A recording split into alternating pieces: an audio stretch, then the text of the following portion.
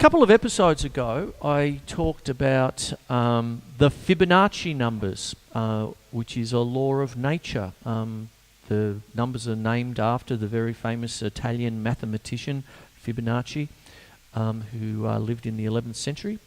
And the way that he studied Hindu and Arabic mathematics used by the traders in the Mediterranean area of that time. You know, you'd have people coming from North Africa to trade, you know, Italy, you know, major country of the time, and obviously major trading port of the time, all that sort of stuff. And what goes on, he would find, he stumbled on, or not stumbled, he worked out that studying this kind of mathematics, that it's a law of nature. If you take 0 and 1, add them together, you get 1. But then the next number comes from the sum of the preceding 2. So you get 1 plus 1 is 2, and on it goes like that. You know, sort of then go back 1 and 2 is 3.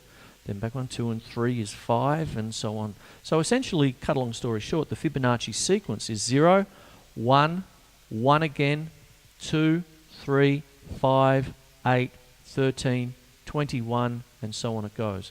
People that use it, a Tool, Lateralis album is filled with Fibonacci numbers. You have John Anderson using it with, you know, the former lead singer of Yes, who I've also mentioned. Wish he was still with them. And you have Claude Debussy in the classical side of things. One piece is Images, is piano music there. And it's all various things, like you can use it as bar structures, you can use it as sequences and all that.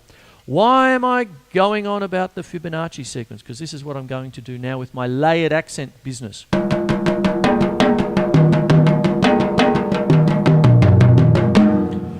I am going to use a Fibonacci sequence now as a polymeter. Okay, meter meaning a time signature.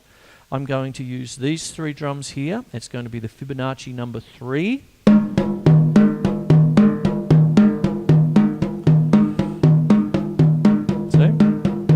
There it is there. Unison.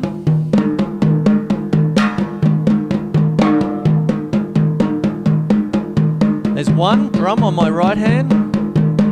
Now 2.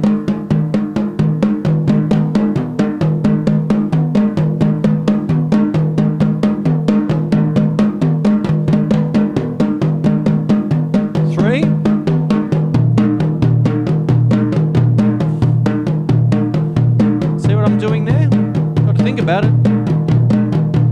And the next sequence is 5. 1, 2, 3, 4, 5. 1, 2, 3, 4, 5. 1, 2, 3, 4, 5.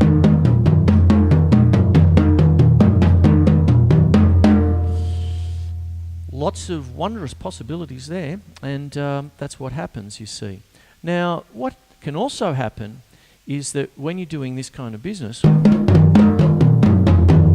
all this sort of stuff, it really starts to bring up different kinds of ideas for different kinds of overlapped and overlaid kinds of rhythms.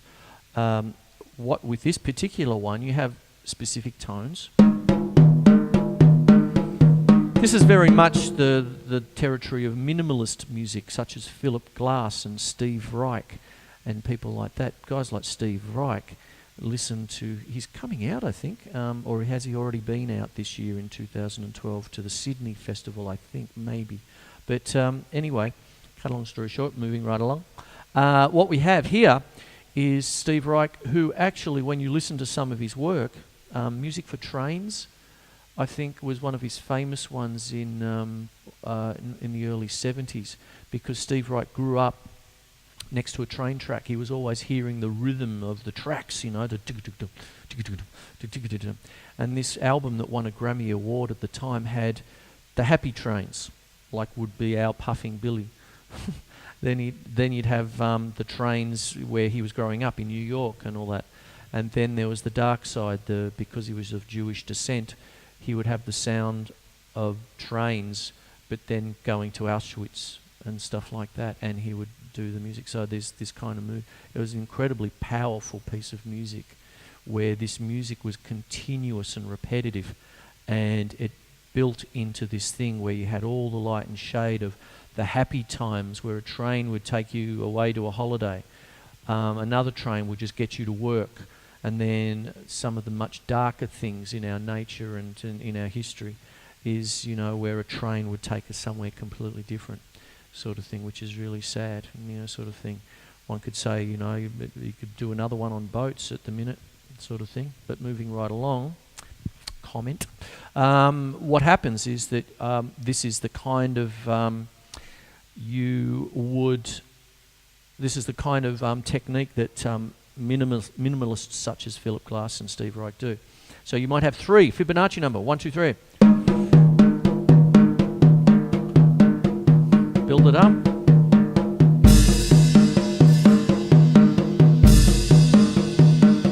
5.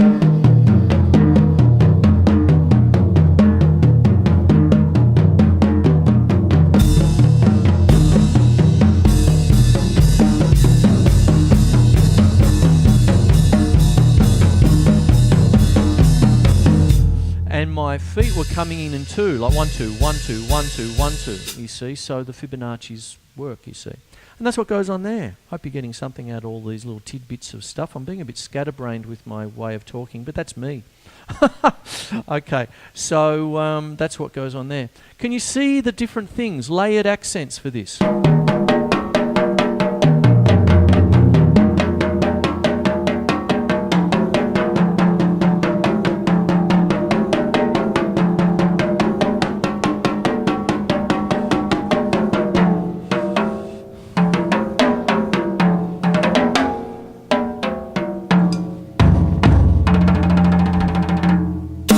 Hope you enjoyed the show tonight, and what I'm doing with my show here is really trying to bring you different things, such as tonight is a little bit scatterbrained, but pretty much layered accents, bringing different things.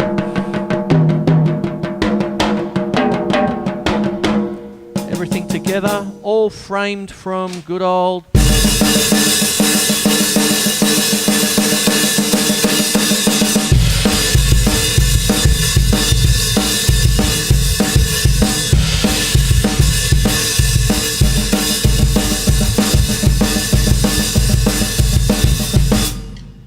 The way the 50s rock beats used to be played a little bit at times, probably with not that much heaviness, I suppose, but a bit more lighter. But Led Zepp is fantastic rock and roll, beautiful, things like that. Even Let's Twist Again has that kind of thing. Come on, everybody. Okay, Chris Quinlan is the name, drumming is the games, The Drum Show. If you want to contact me, drumshow@hotmail.com, and the website is thedrumshow.net. See you later. Next week is good. Take care. Bye.